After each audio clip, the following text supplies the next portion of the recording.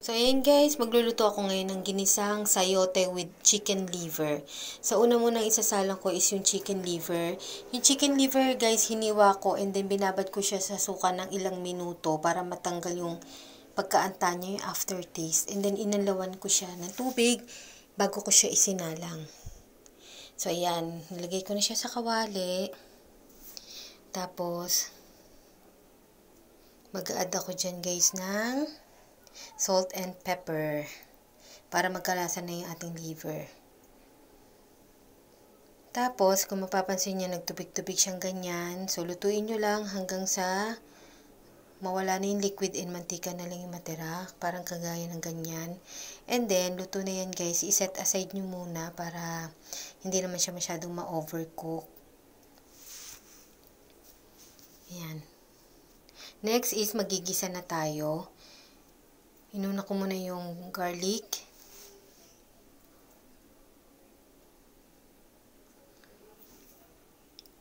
Tapos yung onion.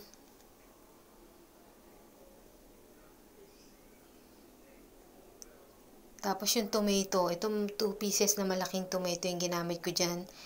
Tapos nag-add lang ako ng onting oil kasi medyo dry. And then tinakpan ko siya hanggang sa lumambot. Yan. And then pagkalambot na nung kamatis is dinurog-durog ko siya para mas lalong lumabas yung flavor ng kamatis. Mas masarap kasi guys kapag dinudurog yung kamatis. Yan. Tapos, pagkadurog is, nilagay ko na rin guys yung sayote. Ito 2 pieces na sayote yung ginamit ko dyan. Tapos hiniwa ko ng paganyan. Tapos medyo nilaksan ko na rin yung apoy dyan. Tapos naglagay ako ng isang sachet ng Aji Ginisa Flavor Seasoning Mix. Yan, kahit anong pampalasa yung trip nyong gamitin. Kaya na kasi ako pag gisa-gisa, Aji Ginisa yung aking ginagamit. Yan, then tinakpan ko siya at niluto for 5 minutes. And then kung mapapansin nyo, nagtubig siya. Yan.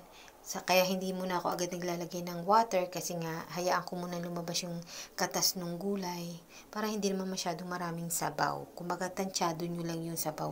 And then nag-add na ako dyan ng mga 1/2 cup na water or tansyahin nyo na lang din guys, diba? Basta halos kasing level lang ng gulay. Wag naman yung masyadong madami.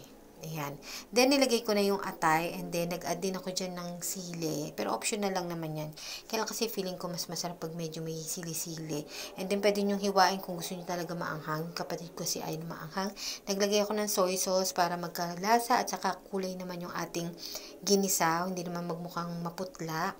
And then, naglagay din ako dyan ng isang sachet ng oyster sauce. Ayan. Yung maliit lang. So, tansyahin nyo na lang din. Tapos, pagkatapos yan guys, is naglagay din ako ng pepper. Yan. Tapos, tinakpan ko siya ulit and then niluto ko siya for another 3 minutes. So, after 3 minutes guys, ayan, 3 minutes na yan. Tikman nyo. Kapag matabang pa, maglagay kayo ng patis. Ako nilagay ko fish sauce. Instead na soy sauce, fish sauce yung nilagay ko kasi pandagdag sarap din yung fish sauce. Ayan. Yan. Siyempre, kapag happy na kayo dyan sa timpla is plating na lang yan guys. Yan. Okay na ako dyan. Pasado na sa akin yung lasa niyan.